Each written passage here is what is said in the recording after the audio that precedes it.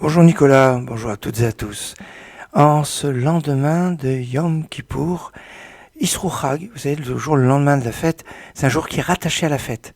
Alors on le voit, par exemple, le plus connu c'est Pessah, avec la Mimouna, qui est en fait un Isrou Chag, un jour qui est rattaché à la fête, c'est le plus connu, mais on retrouve que ce soit après les fêtes de Sukkot ou après Shavuot, c'est Isrou Chag. Alors quelque part c'est le jour qui est rattaché à la fête.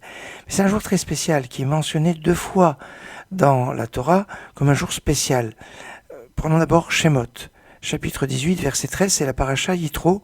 On dit que Yitro avait rendu visite à Moshe, il avait fait une séouda, peut-être c'était une séouda de veille de Kippour, parce qu'on dit Vayim Machorat, ce fut le lendemain, et le lendemain, Vayeshev Moshe, l'Ishpot et Ta'am, et Moshe a siégé pour juger le peuple.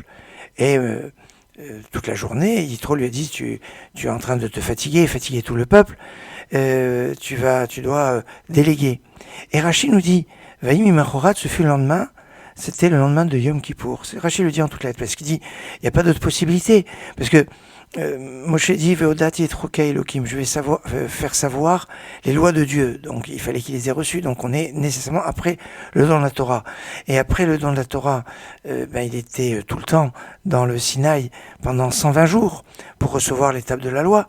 Et donc il n'a pas pu siéger. Donc le lendemain où il a pu siéger, c'est après avoir reçu les deuxièmes tables de la loi, c'est-à-dire le jour de Kippour.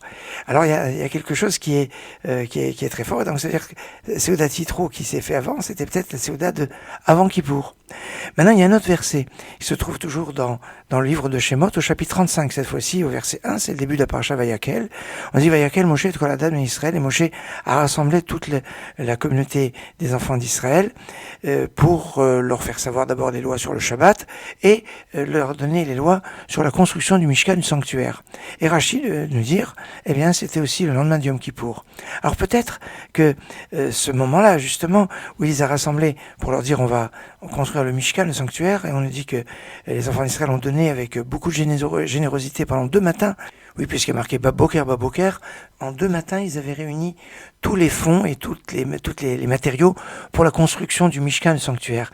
Mais justement, s'ils avaient rassemblé pour les donner, il fallait que cela soit assuré qu'ils ne donnaient que des choses qui étaient vraiment à eux. Alors s'il y avait un conflit ou un débat sur la propriété de quoi que ce soit, il fallait se présenter devant Moshe. Voilà pourquoi ils se sont présentés devant Moshe pendant ce lendemain de Kippour, parce qu'on peut dire qu'est-ce qu'ils sont venus faire.